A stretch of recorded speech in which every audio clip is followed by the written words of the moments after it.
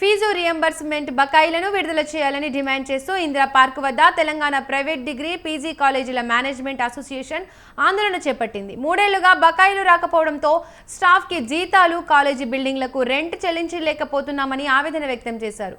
ఈ విషయంపై పలుమార్లు ఉప ముఖ్యమంత్రి దృష్టికి తీసుకెళ్లామని, డిసెంబర్ 20లోగా పూర్తి బకాయిలు చెల్లిస్తామని హామీని ఇచ్చారని, కానీ ఇప్పటి వరకు బకాయిలు చెల్లించకపోవడంతో పలువురు యాజమానులు ఆత్మహత్యాయత్నం చేసుకుంటున్నారన్నారు.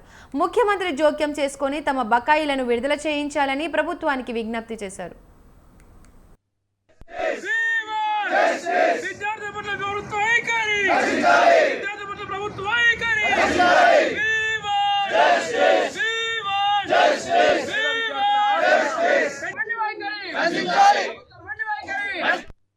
గవర్నమెంట్ పిలిచి మీ బకాయిలను తొందరగా చెల్లిస్తామని చెప్పి చెల్లించలేదు. తర్వాత నవంబర్లో మళ్ళీ డిసెంబర్లో డిప్యూటీ సీఎం గారు మీటింగ్ కండక్ట్ చేసి డిసెంబర్ 20వ తారీఖు నాడు ఖచ్చితంగా మీ బకాయిలను మొత్తం చెల్లిస్తాము అని చెప్పేసి 875 కోట్లు చెల్లిస్తున్నట్టుగా మాకు చెప్పడం జరిగింది.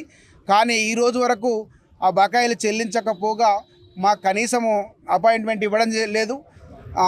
ఈ ప్రభుత్వము వచ్చిన తర్వాత, ప్రజాప్రభుత్వం అనుకొని వచ్చిన తర్వాత మేము ప్రభుత్వ బకాయిలు మొత్తం వస్తుందని ఆశతో కళాశాల నడుపుతూ వచ్చాము. కానీ గత 3 సంవత్సరాలుగా రాని కారణాన ఇప్పుడు జీతాలు చెల్లించలేక, భవనాల అద్దెలు చెల్లించలేక కళాశాల నడపలేని పరిస్థితిలో ఉంది.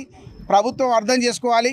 రియంబర్స్మెంట్ రెగ్యులర్గా చెల్లించలేనట్లయితే క్వాలిటీ ఎడ్యుకేషన్ రాష్ట్రంలో తగ్గుతుంది. కాబట్టి రాష్ట్రంలో క్వాలిటీ ఎడ్యుకేషన్ ఇచ్చినప్పుడే రాష్ట్ర భవిష్యత్తు బాగుంటుంది, విద్యార్థి భవిష్యత్తు బాగుంటుంది. కాబట్టి ఇక్కడ ప్రభుత్వం ఆలోచించి ఇప్పటికైనా ఇమ్మీడియట్గా బకాయిలు ఉన్న మొత్తం degree and PG college, junior college సంబంధించి నాన్ ప్రొఫెషనల్ కాలేజ్ సంబంధించిన ఫీజు రియంబర్స్మెంట్ ఇమ్మీడియట్గా రిలీజ్ చేస్తేనే మాకు సమస్య సాల్వ్ అవుతుంది.